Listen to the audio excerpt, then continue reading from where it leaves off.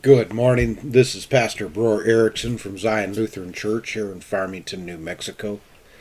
And this is Promissio, a pilgrimage of faith.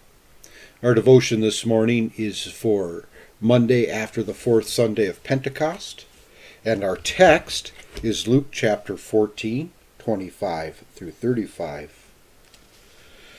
Now great crowds accompanied him, and he turned and said to them, "If anyone comes to me and does not hate his own father and mother and wife and children and brothers and sisters, yes, and even his own life, he cannot be my disciple.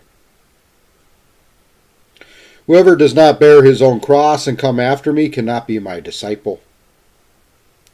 For which of you, desiring to build a tower, does not first sit down and count the cost, whether he has enough to complete it?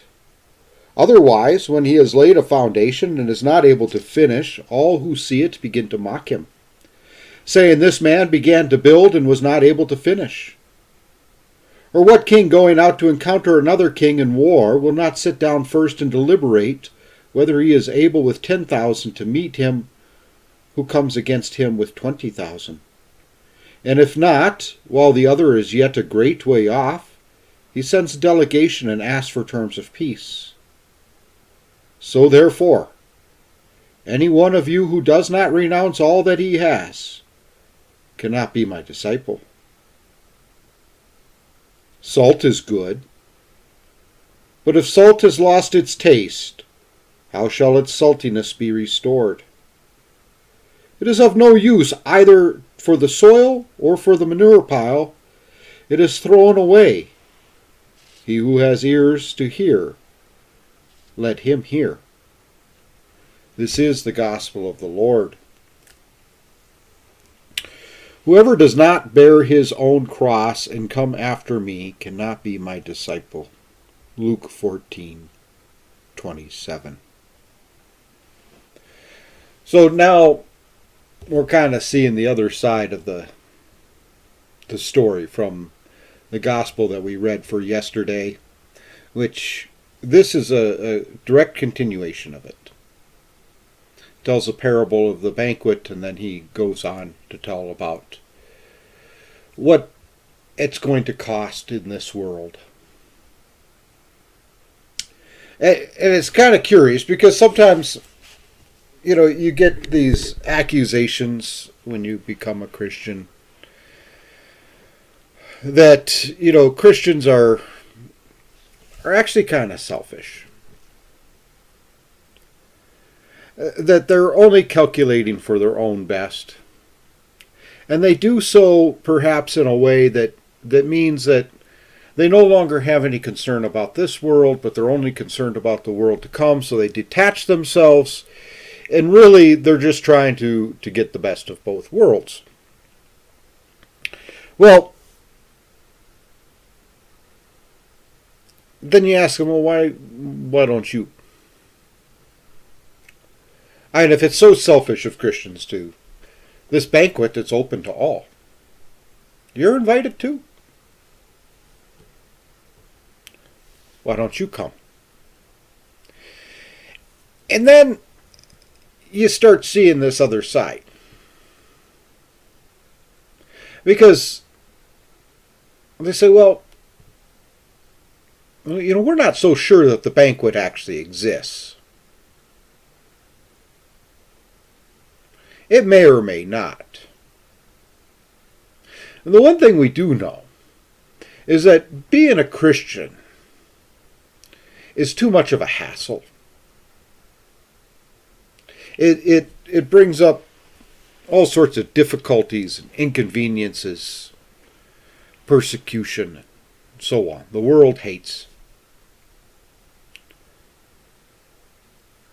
And so we don't want to be bothered with it. We don't want to change the way we live, etc. A person might begin to wonder who's really being the selfish one here.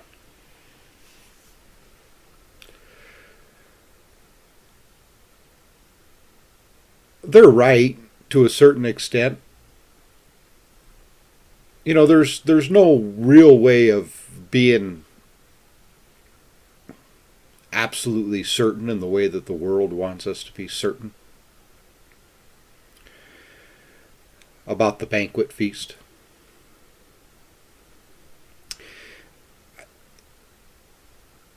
Historically, it can be shown that Jesus Christ did actually die on the cross.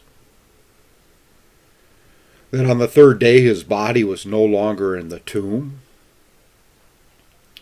That he appeared to his disciples, they say. Maybe you can discount that, but the testimony bears the ring of truth to it, and actually it's more absurd to believe in the conspiracy theories that would have Jesus' body discarded by somebody else, or the disciples who held true under interrogation and torture. Did their stories matched up to the extent that a court of law would want? And that gives you a reasonable certainty that what he says about the afterlife, him being one who has experienced the afterlife and who has shared his experience with us, is then true. But perhaps the real way that a Christian experiences this certainty is that they're gripped by the love of God, and they begin to realize what that means for their life.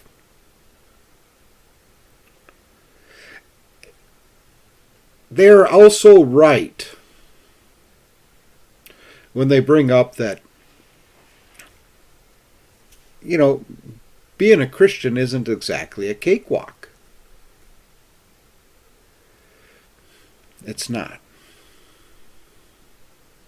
There's a lot of troubles that come along with it. Jesus is very honest about it. He says, you got to sort of calculate the cost here. If you before this choice between God and the world, and you choose God, then you become an enemy of the world.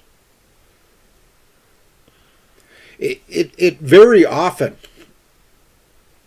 means that, well, as Jesus lays out here, that you're going to have to hate your mom and your dad, your parents, your family, and even yourself. Now, this hate, the way it's used in this Hebraic thing, it doesn't mean the hatred that we talk about, these feelings of hatred. I mean, we're actually supposed to love our enemies, Jesus also says. But there's a prioritization in the Hebraism. That, if you put one priority above another priority, then you hate the lower priority. And the higher priority always has to be Christ. Always has to be God. So we have to even hate our own life. That doesn't mean that we, again, it's the old Adam in us that we begin to hate. Not the good things that God gives us in this world, not the good things of this world that God has created.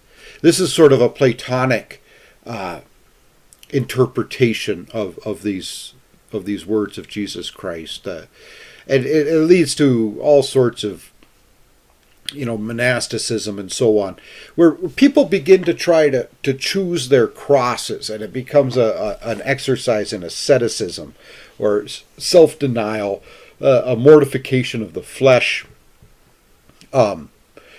self-chosen crosses. Those should be avoided, actually. In many ways, that sort of thing is rank selfishness. Where in the Middle Ages, it could be that a guy would just sort of, he'd be tired of hearing his wife nag at him or whatever. He was tired of trying to take responsibility for his kids, so he'd join a monastery. That sort of thing it happened. I'm not sure how prevalently it happened, but it did. And those, no. But there's this other aspect where it's that family life that becomes the cross, where you have to love these people who perhaps hate you because you're a Christian. Those sorts of things become your cross. And so, Jesus says it, you got to calculate this cost. Just like a king would go into war, or building a tower, whatever it might be. Jesus doesn't say it's going to be easy. It's going to be hard.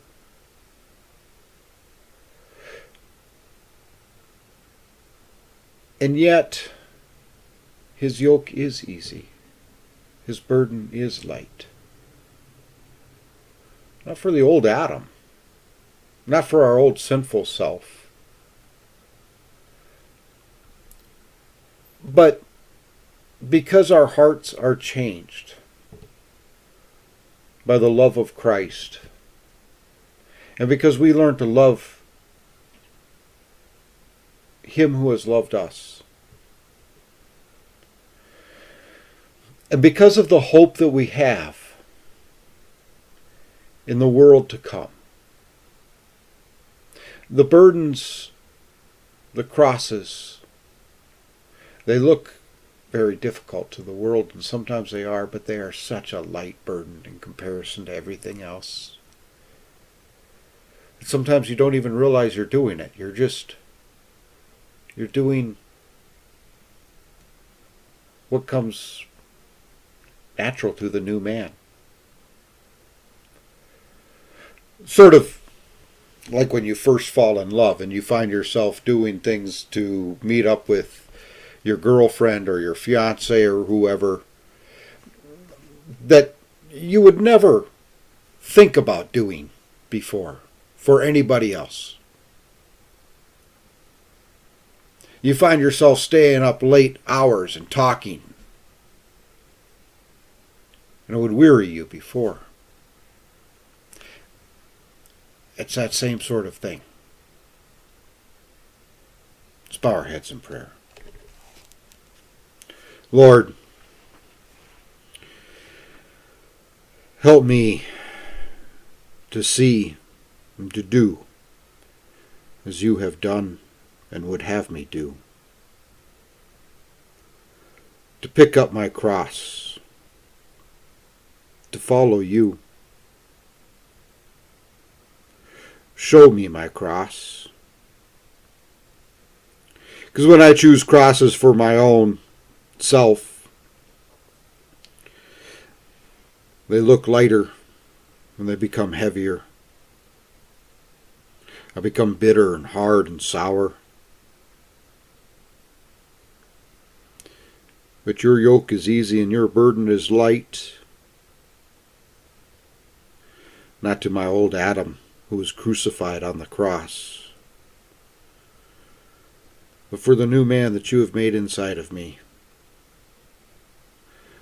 The joy of your salvation. So help me, Lord, to see what needs to be done in this world too, that I might live for you and you alone. Amen.